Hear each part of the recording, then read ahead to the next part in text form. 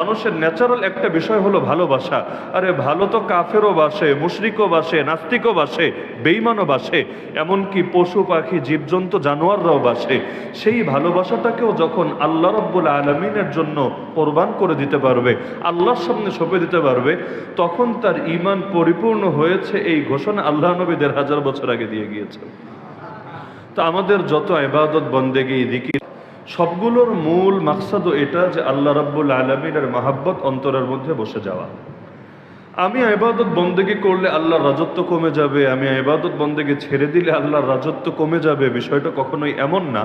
সাথে মিশিয়ে দিবেন, সেখান থেকে আমার আপনার কি এমন শান আছে যে রাব্বুল আলামিন আমার আপনার দ্বারা তার জান্নাতকে পরিপূর্ণ করবেন। তো এই মাহাব্বতটাই হলো সবকিছুর মূল কথা। যদি দিলের মধ্যে মাহাব্বত চলে আসে, তাহলে শুধু নামাজ সহজই না, বরং নামাজ হয়ে যায় মজাদার বস্তু। রোজা তখন শুধু সহজে পিয়ে পড়েছেন, আর ঘরে ফিরতে পারেন নাই, রাব্বুল আলামিনের ডাকে সাড়া দিয়ে জান্নাতে সবুজ পাখি হয়ে গিয়েছেন। তো দিলের মধ্যে যদি মাহাব্বত থাকে, সমস্যা কিসের জন্য ছিল, যখন নামাজের জন্য ইমামতির জন্য মসজিদে ঢুকতেন, যেই যেই কাতার অতিক্রম করতেন দেখে নিতেন যে কাতারটা সোজা হয়েছে কিনা। সবাই তো আগ থেকে দাঁড়িয়ে আছে, কাতার সোজা রয়েছে।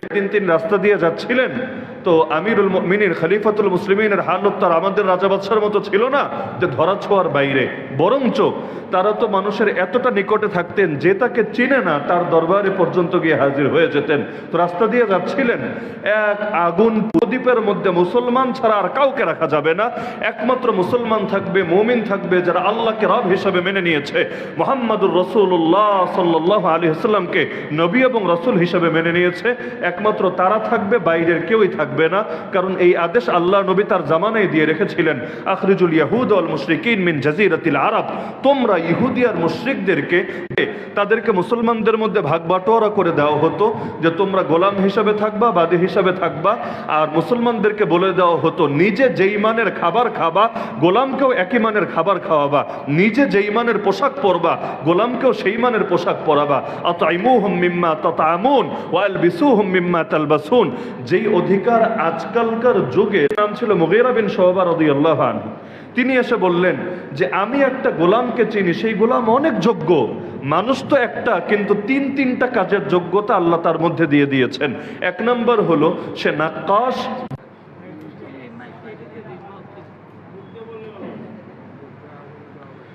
অন্যান্য সাহাবীরা চিন্তা করছিলেন যে একটা মাত্র গোলাম সে যদি থাকে এতে কি এমন সমস্যা, আর সে যদি না থাকে এতে কি এমন লাভ। 2-4 জন থাকলেই ইসলামী রাষ্ট্রের সবকিছু উল্টে যাবে, বিষয়টা তো এমন না, তো থাকুক না। তাদের কাছে বিষয়টা কোনো দোষের বিষয় মনে হচ্ছিল না। কিন্তু ওমর রাদিয়াল্লাহু তাআলা আনহু, আল্লাহ তাআলা তাকে তো এমন দূরদর্শিতা দিয়েছিলেন, মদিনার মসজিদে দাঁড়িয়ে দাঁড়িয়ে কত মাইল দূরে জিহাদ চলছে, সেখানে তিনি কমান্ড দিতেন। একবার একদিকে মদিনায় খুতবা দিচ্ছিলেন, খুতবার মধ্যে চিৎকার করে উঠলেন, ইয়া সারিয়া আল জাবাল, ইয়া সারিয়া পাহাড়, সারিয়া পাহাড়, সারিয়া পাহাড়। তার কথার উপর আমল করলাম, আল্লাহ আমাদেরকে হারের হাত থেকে বাঁচিয়ে দিলেন। তো তিনি তো এতটা দূরদর্শী ছিলেন, সাধারণ থেকে সাধারণ বিষয় এমনভাবে খেয়াল রাখতেন যেটা আমার আপনার অনেকের হয়তো কল্পনার কোনো কোনাকাঞ্চির মধ্যে আসবে না। একবার তিনি জিহাদের ময়দানে আদেশ পাঠিয়ে দিলেন, জিহাদ চলছে, সেনাপতির দায়িত্ব পালন করছেন সাইফুল্লাহ, আল্লাহর নবীর জামানা থেকে আল্লাহ হাতে বিজয় দিচ্ছে। আর এখন কি না আবু বকর রাদিয়াল্লাহু আনহু জামানা শেষ হওয়ার পর ওমর এসে আমাকে সেনাপতির পদ থেকে সরিয়ে দিচ্ছে, তাও কোনো দোষ নাই, কোনো ত্রুটি নাই, কোনো অযোগ্যতা নাই। আর অপরাধ করার পরে যদি শাস্তি আসে, মনে আলাদা সান্ত্বনা থাকে। অপরাধ না করেও যদি শাস্তি পেতে হয়, তাহলে মনটার ভেতরেও এমন ভাবে রক্তক্ষরণ হতে থাকে যেটা বাহির থেকে হয়তো দেখা যায় না, লেকিন ভেতরে সহ্য করা যায় না। যেই সময় আপনি দেখবেন যে আপনার চারপাশে সব এমন লোক, কেউ চুরি করেছে, কেউ ডাকাতি করেছে, কেউ খুন করেছে, কেউ ধর্ষণ করেছে, সবাই যেখানে, আর আপনি কিছু করেন নাই, এই যে না করে আল্লাহর জমিন আল্লাহর দ্বীনের উপর চলেছেন, এই অপরাধে আপনাকেও তাদের সঙ্গে এনে দাঁড় করানো হয়েছে, আর তাদের চাইতে নিকৃষ্ট আচরণ আপনার সাথে করা হচ্ছে। আরে ভাই, কার মনে তখন সান্ত্বনা থাকবে? কার কাছে বিষয়টা কেমন লাগবে? হালতগুলো এমন যে কখনো এগুলোতে পড়ে নাই, জিন্দগিতে কল্পনাও করতে পারবে না নিজেকে ওই অবস্থায় দাঁড় করিয়ে চিন্তাও করতে পারবে না। কিন্তু তখন দিলের মধ্যে এমন একটা ইমানি অনুভূতি জাগে, আরে আল্লাহ, এই যে আমি অপরাধ করলাম না, এটাই তাহলে বাতিলের চোখে সবচাইতে বড় অপরাধ।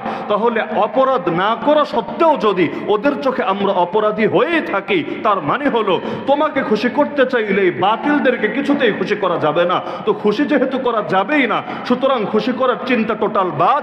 এবার তোমার জন্য আমি আমার জান প্রয়োজনে কোরবান করব।